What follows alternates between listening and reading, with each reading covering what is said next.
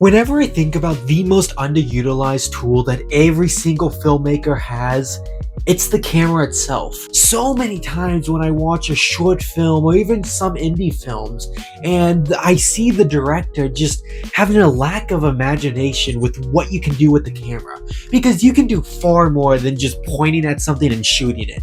You can tell a 1,000-word story just by a single shot of the camera. And I'm not talking about an instance where it's a low angle, you're looking at a character, like you can tell, like, oh, they're a powerful, scary character. I'm talking about the uniqueness that some filmmakers have with it, the creativity, and just the fun that they have. Because I think ultimately, a lot of people don't have fun with the camera, and that is the biggest thing that causes a lot of indie filmmakers or young filmmakers or any just not have as unique or interesting stories. So how's it going, everyone? Welcome back to Movie Talk, and in today's video I want to talk about why I feel like cameras are so underutilized with people. So many young filmmakers that I see, they use the camera just to point and show what story you're trying to tell. That's not how you make a good story. If you want to actually be a very unique filmmaker, because if you want to succeed, you gotta make yourself interesting, something unique that you don't see among other people. And the biggest and most best way you can do it is by making yourself known that you can have fun with the camera. Do wild, out-of-pocket things that you'd never see anything ever before. Experiment with it. And I really don't think there's any other filmmaker better to look at than Gaspar Noé. There's a lot of filmmakers that have fun with the camera. But for this video, I kind of want to focus on a guy that's probably more well-known from people. I want to mainly focus on his film Climax, where he had just absolute fun with the camera. Because the whole movie, in case you don't know what it's about, basically these group of dancers are at this abandoned school and somebody laces all the drinks with LSD, and so they're going on this really crazy trip as like everyone's just like going insane, losing their mind. It's such a perfect movie. I highly suggest, if you've never seen it, to watch it.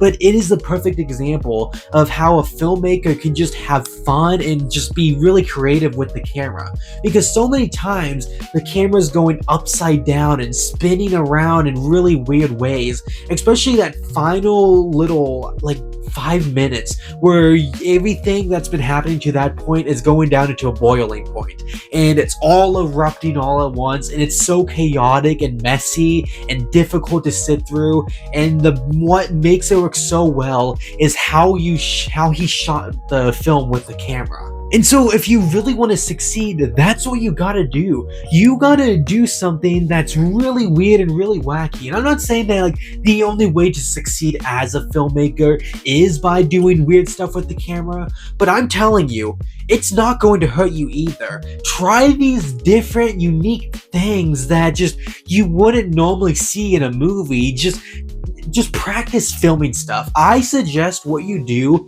is find something to film, just like any sort of object. Maybe a refrigerator, maybe an oven. I don't know why I'm thinking of food stuff, but a toaster or a microwave. Maybe even just a chair or your car or anything.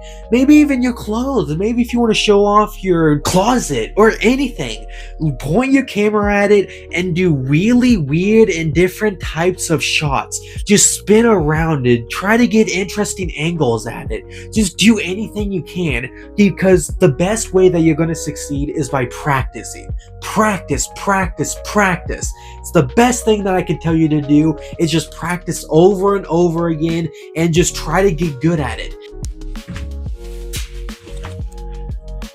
And a lot of these shots, they're going to be bad. They're not going to be good at all. You're going to be filming some really stupid stuff that really does not work. But that's what's good about it. You know what works, what doesn't, and you get to experience that and know that trial and error is what's going to make you succeed. Every great filmmaker that you love nowadays, their first stuff that they made was terrible. It was all horrendous. And that's how you grow as a filmmaker, is you know what works and what doesn't, and you just take everything that works, expand on it, take everything that doesn't work, and understand what went wrong with it and how you can improve it. Okay, so let's say you take that advice. You got really good at doing these really wacky camera movements and this really interesting style that you got going on. The thing that I highly suggest next is to find your own signature shot.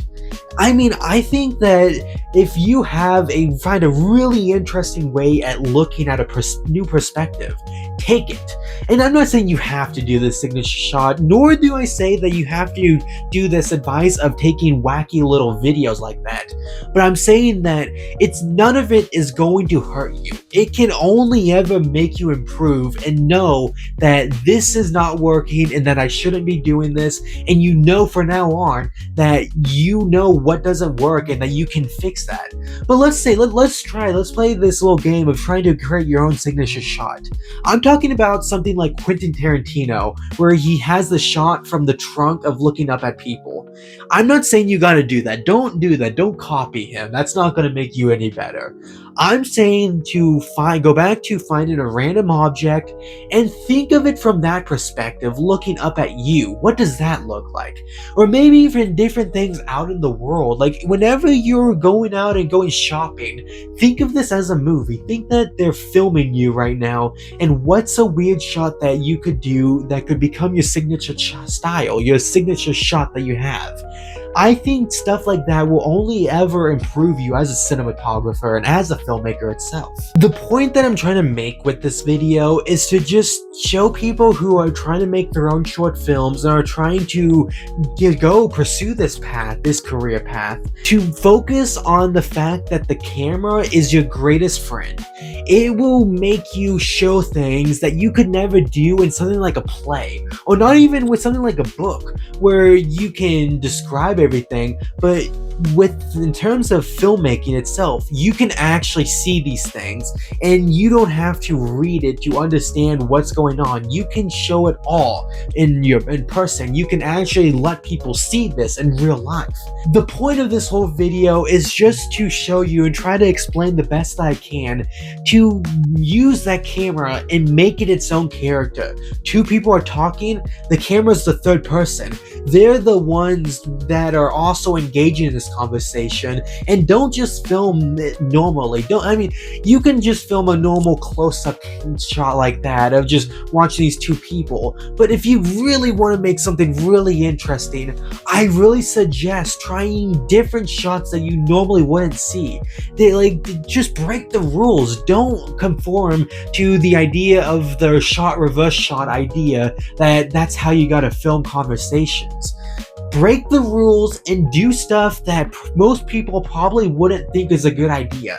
And guess what? Sometimes it's a good idea, sometimes it's a bad idea. But you're not going to ever find what's going to be that good idea unless you go out and try it. That is the point I'm trying to hammer down. Try new things and never listen to what people say you can or can't do with filmmaking, because there are no rules in movie making. There is nothing that can say that you can't do this or you can't do that. Try absolutely everything. Every little idea you have, go out and film it. And a lot of those ideas you have, they're going to be bad ideas. You're not going to get a lot of good ideas out of it. But that few little group of good ideas that you have will help you far more than you could ever possibly imagine. That's the whole point of filmmaking, is that it's a lot of bad ideas that are being executed, but those few good ideas you can use and elevate them and really make it a good story. That's what I'm trying to say. That's what I'm trying to convey with this video. And if you really enjoyed this video, like and subscribe, share it if you want. all the support that you can give me really does help. I really do appreciate it. And that's really all I have to say. So if you want to see another video about this, of me just talking about movie making and filmmaking and tips that I have for it, comment down below and just talk about what you think of the video. But until next time, it's movie talk. See ya.